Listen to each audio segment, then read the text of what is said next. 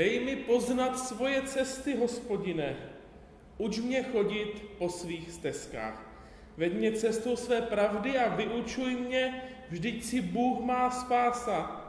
Hospodine, pamatuj na svoje slitování, na své milosrdenství, které je od věčnosti. Nepřipomínej si hříchy mého mládí, moje nevěrnosti. Pamatuj na mě se svým milosrdenstvím pro svou dobrotivost, Hospodine. Hospodin je dobrotivý, přímý, proto ukazuje hříšným cestu. On pokorné vede cestou práva, on pokorné učí chodit po své cestě. Milé sestry, milí bratři, milí přátelé v Kristu, vítám vás na dnešních bohoslužbách neděle postní reminiscere a zdravím i apoštolským pozdravem. Milost vám a pokoj od Boha Otce našeho i od Pána našeho Ježíše Krista. Amen. A v počátek bohoslužeb zpívejme naznačenou první píseň 291. Yeah.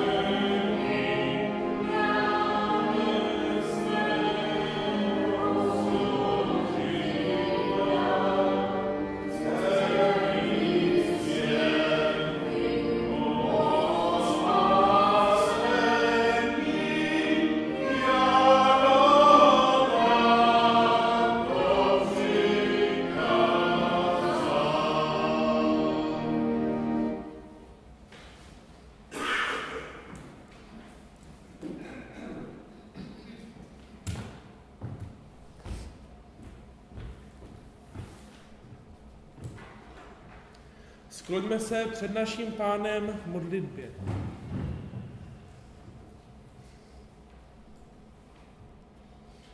Pane Bože, tobě děkujeme za tento den, za tuto chvíli, kdy tebe smíme chválit a smíme si připomínat, co dobrého a velkého konáš mezi námi, jak jsme také zpívali. A prosíme tebe, buď při nás, když z biblických příběhů poznáváme, jaký ty máš plán se svým lidem, jak ses oslavil na životech biblických svědků a jak také ve víře poznáváme, že jednáš i s námi. Za to tobě děkujeme a prosíme tebe, když slyšíme tvé slovo a tebe chválíme, provázej nás v tuto chvíli svým svatým duchem. O to tebe pokorně prosíme. Amen. A na počátku bohoslužeb pozdravme se pozdravením pokoje.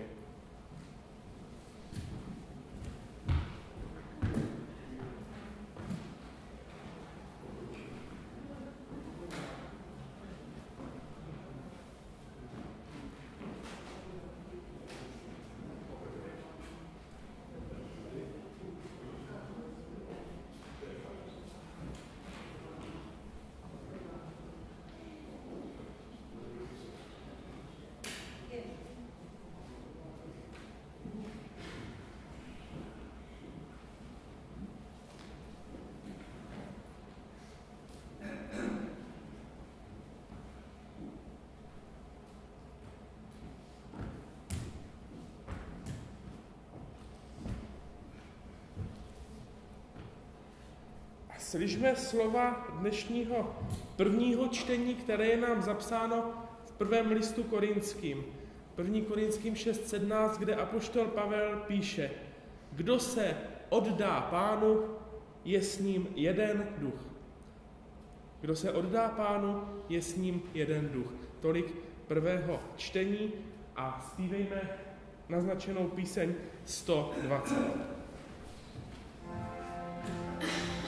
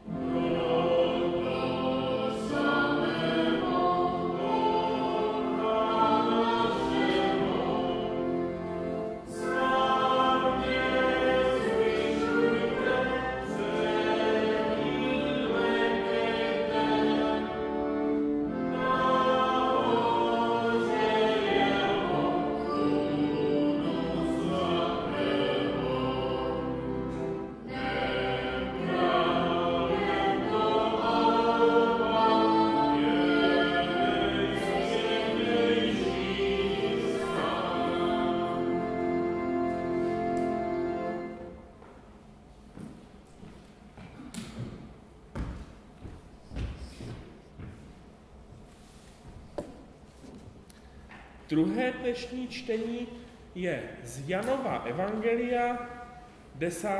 kapitoly a jsou to slova Ježíšova. Jan 10:16. Mám i jiné ovce, které nejsou z tohoto ovčince, i ty musím přivést. Uslyší můj hlas a bude jedno stádo, jeden pastýř. Tolik druhého čtení a před kázáním zpívejme píseň 252.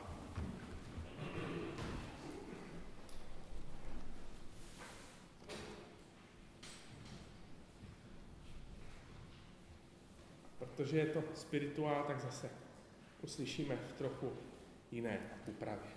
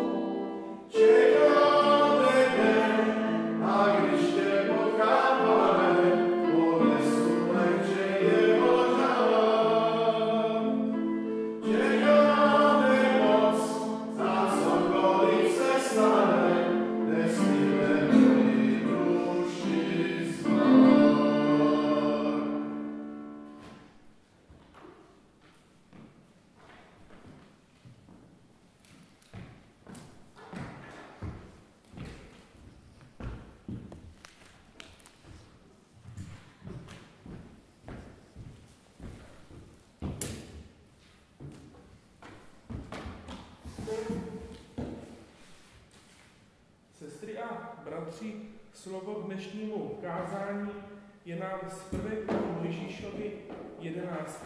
kapitoly.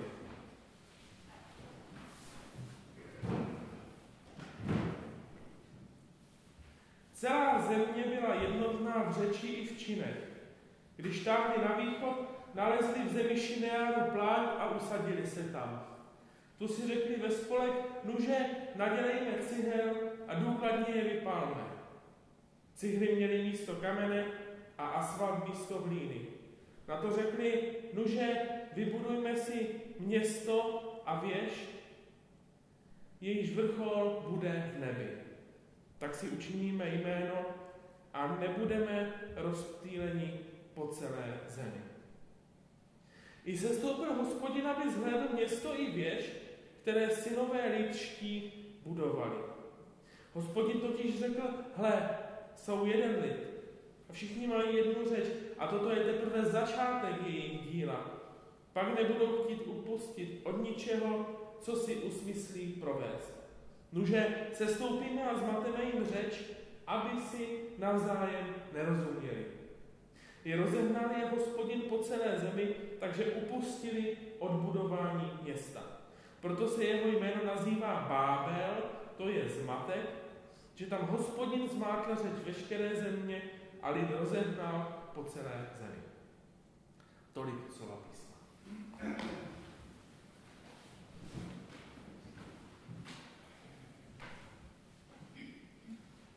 Celá země byla jednotná v řeči i v činech. To bychom si asi přáli, abychom se dokázali v různých otázkách a situacích navzájem domluvit. Když táhli na východ, nalezli v zemi Šinearu pláň a usadili se tam. Proč ne? To si řekli ve spolek, nuže nadělejme cihel a důkladně je vypálme. Proč ne? Cihly měly místo kamene a asfalt místo hlíny. Takže to mohlo být v dnešním jižním Iráku, kde se dnes nacházejí ložiska ropy a asfalt byl starověkými kulturami skutečně popsaným způsobem používán při stavbách jako pojivo, stavební materiál. Na to řekli, nuže vybudujme si město a věž, jejíž vrchol bude v nebi. Tak si učiníme jméno a nebudeme rozptýleni po celé zemi. Takže ne, že by Hospodin zakázal stavět patrové domy. Teď jsem si vzpomněl na scénku Lasici a Satinského, jak hráli archeologii a nalezli na Slovensku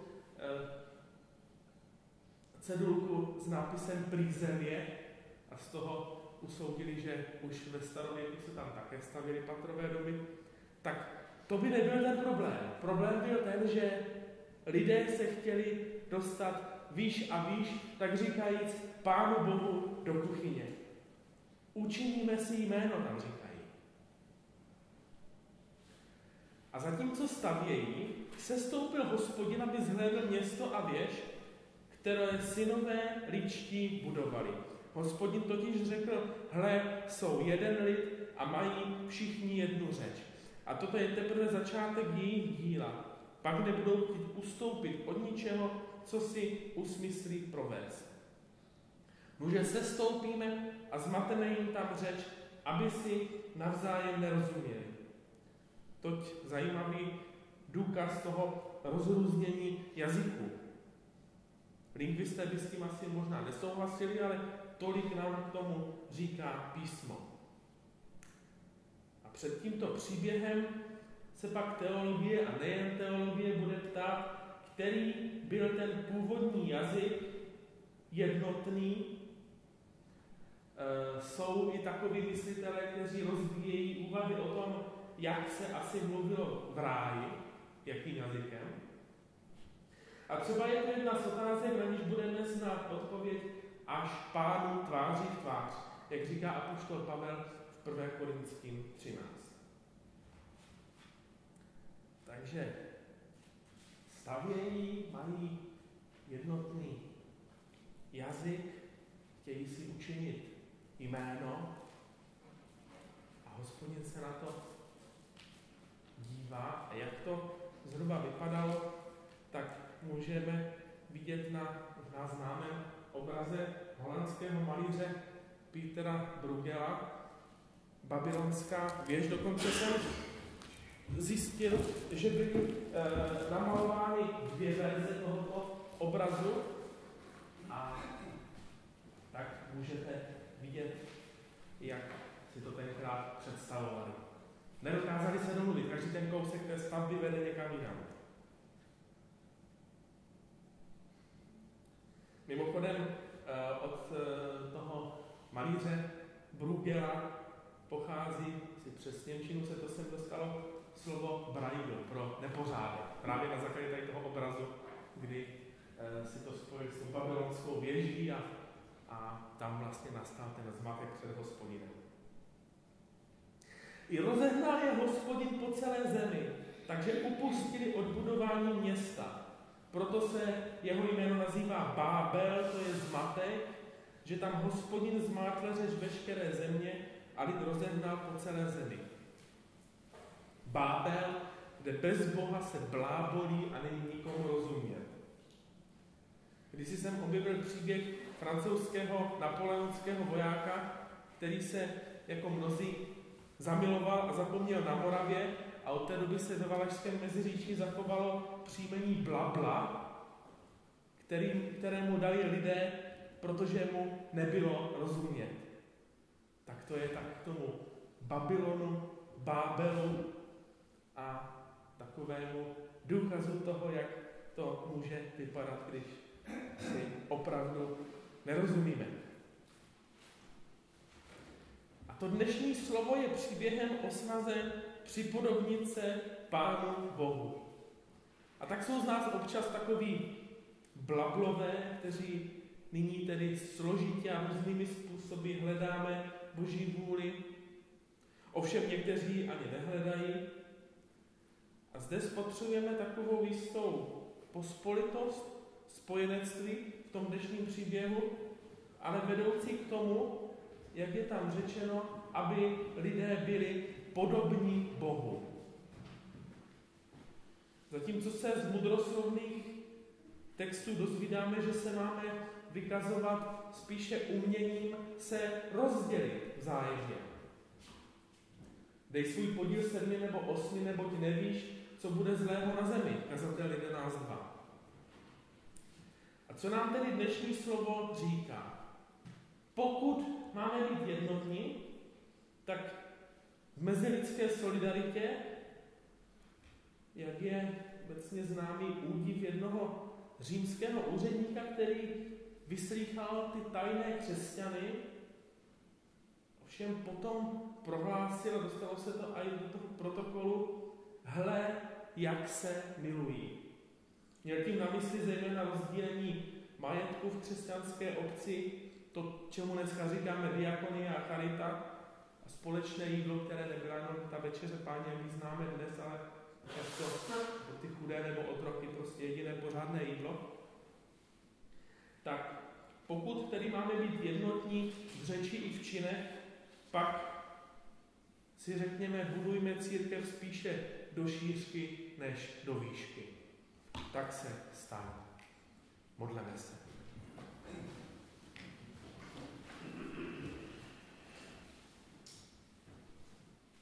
Pane Bože, tebe prosíme, abychom uměli nacházet jednotnou cestu, ale abychom svůj jazyk nepoužívali proti tobě a tvému dílu. Prosíme tebe, dej nám v našich životech takové poučení ve chvíli, kdy potřebujeme býti zastaveni, abychom se zamysleli třeba i nad takovými příběhy tvých svědků, i takových, kteří tě třeba poslouchat zrovna nechtěli. Prosíme, veď nás svým svatým duchem i po celý následující týden. O to tebe pokorně prosíme. Amen. A zpívejme naznačenou píseň 188.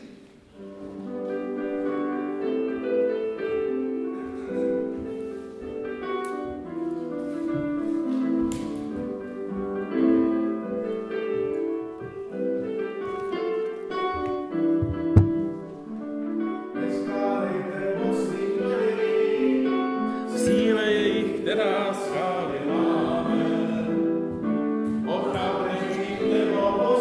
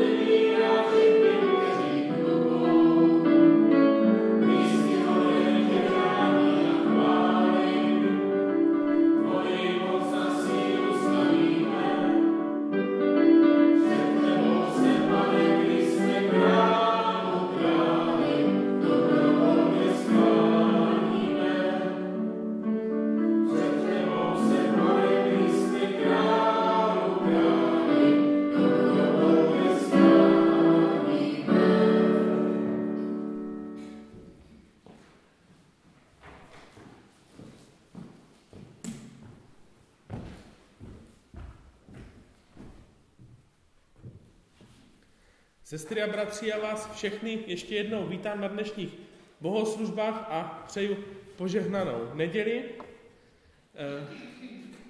Za včerejší koncert i dnešní doprovod děkujeme bratru Janu Filovi a děkujeme za jeho působení zde umělecké.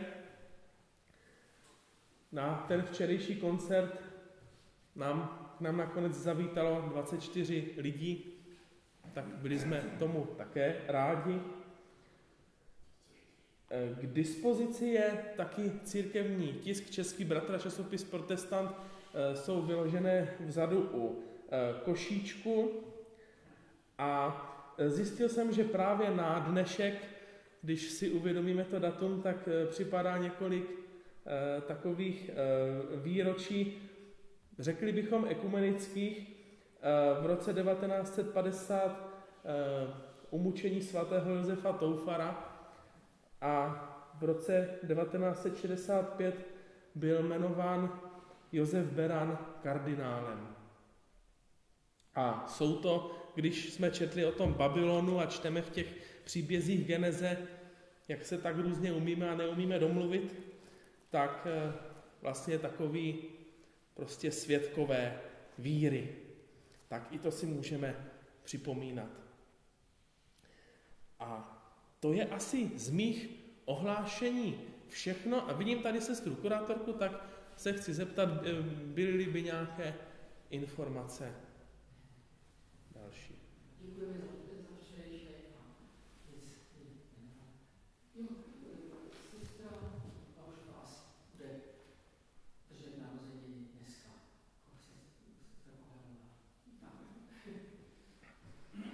Tak děkujeme za i všechna takováto oznámení. Ještě se nám tady chystá slovo na cestu a zvu vás k modlitevní chvíli, k přímluvným i děkovným prosbám a ukončíme společnou modlitbou Páně. Povstaňme k modlitbám.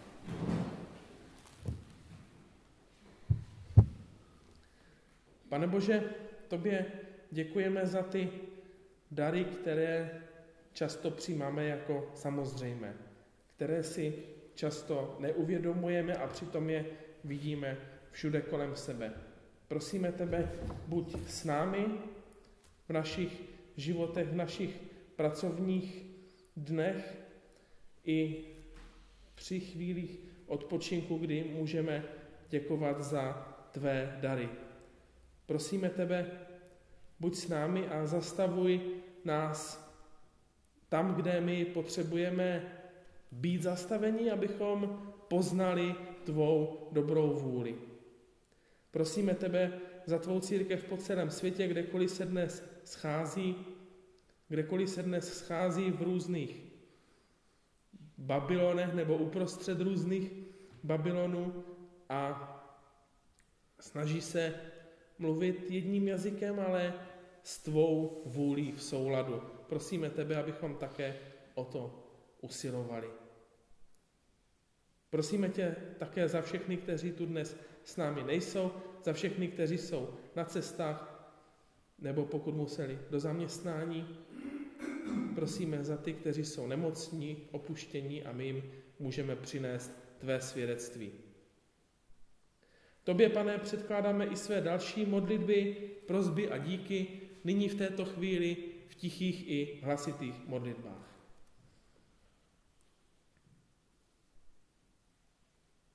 Pane náš, děkujeme ti za nové nedělní návod a ještě si tak uvědomujeme, že ten včerejší večer byl díky úctě člověka, kterému si dal úžasné nadání a který měl za kredo, že vše, co tvoří, je ve úctě a slávě.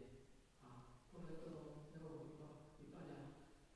Když si člověk dá ten čas a poslouchá jej, tak opravdu duše dostává potravu, kterou nedostane vždycky.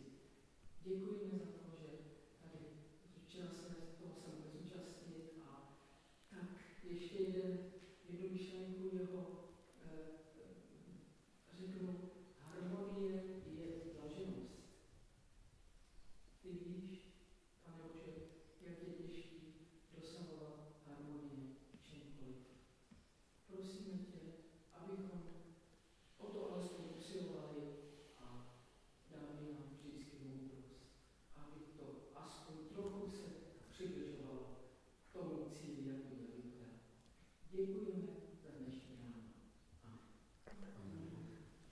Pane Bože, a tobě děkujeme také za to, že se tady na tom koncertě sešlo vlastně i ekumenické společenství a že jsme se mohli sjednotit v té modlitbě, kterou Pán Ježíš nás naučil a kterou nám nabízíš i v tuto chvíli.